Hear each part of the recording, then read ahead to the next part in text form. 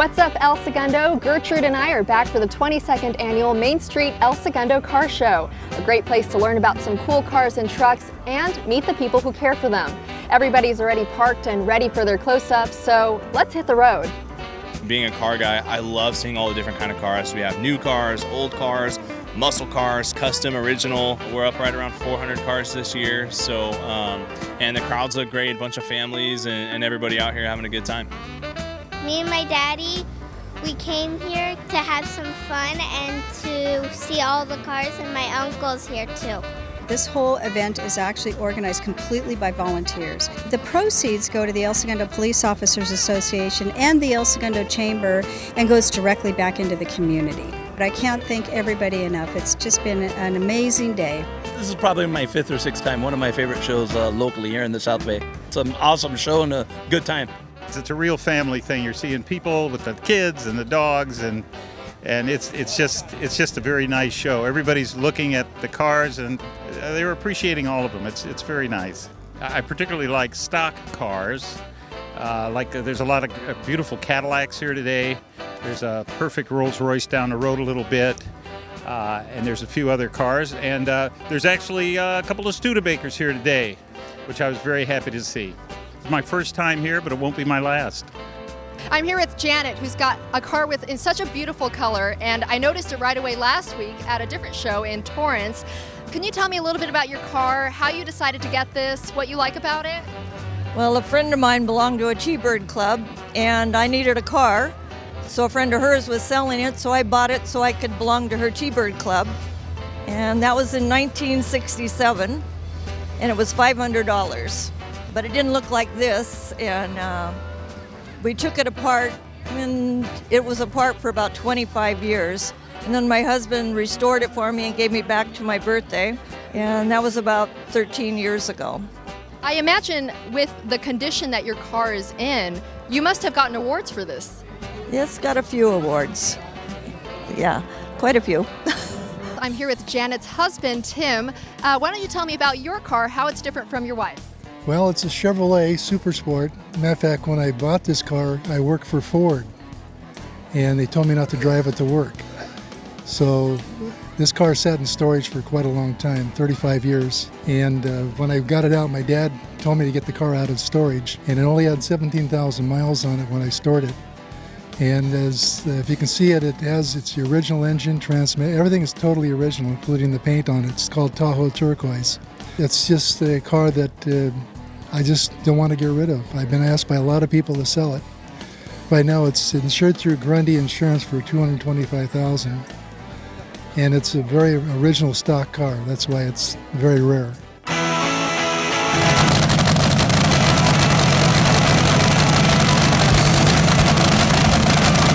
Our fathers owned these in the early 60s. They owned this one first and got tired of getting beat.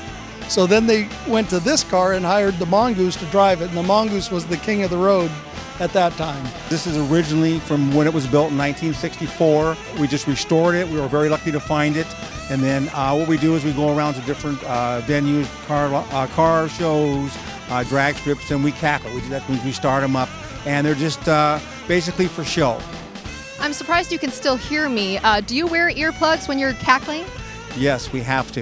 It's a must. I started out not wearing them, and I have suffered some hearing loss, so it's a must. This has won quite a few awards, right? This is a pretty famous car in the 60s. Tom McEwen drove the car. We were racing a gentleman named Don Perdone every Saturday night at Lions Drag Strip.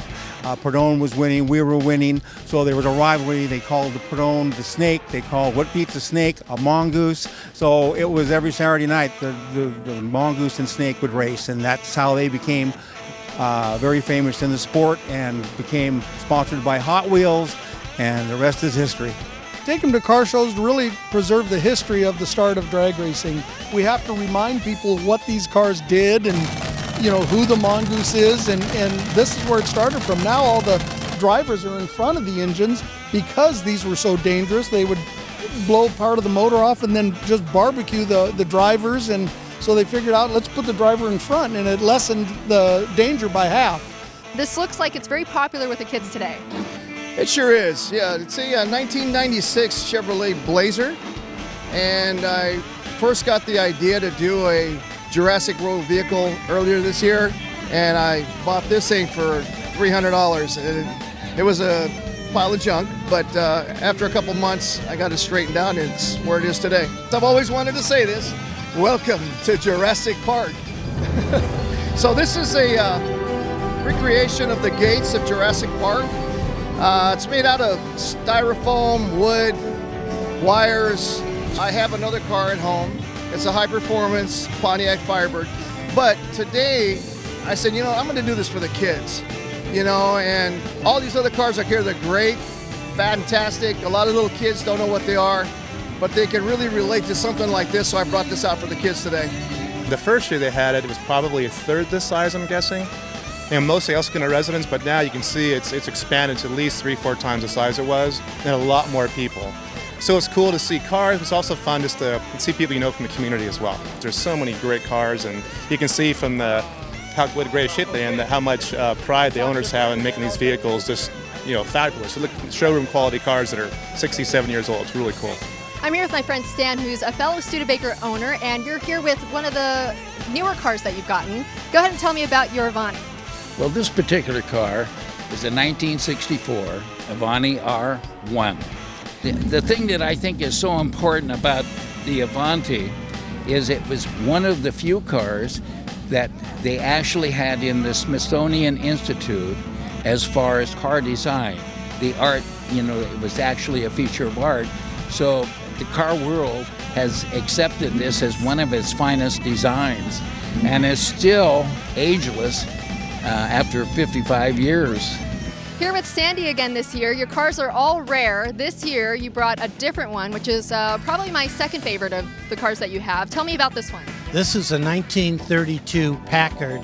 It's a Light 8 Model 900. It's a coupe roadster, and they only built it for 1 year.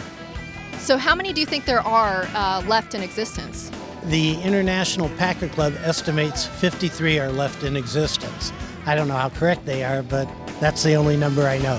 It's a lot of fun, it's different, and I've never driven a car from the 30s till I got this, and that was a learning experience, but it is a lot of fun, and I drive it every week. This car has been in some really cool events. Yes, 3 years ago it was in the Hollywood Christmas Parade. It led the parade. I had the Grand Marshal, Dr. Oz, in the car with me. The spectators here are just really nice. They're very respectful of the cars. They appreciate seeing the older cars, the nice cars, and it's just fun being out here talking to them and telling them about my car. Well, I've had such a great time admiring these rolling pieces of art that I'm just about the last car here. Be sure to stop by next year and see it for yourself. For El Segundo TV, I'm Catherine Chen.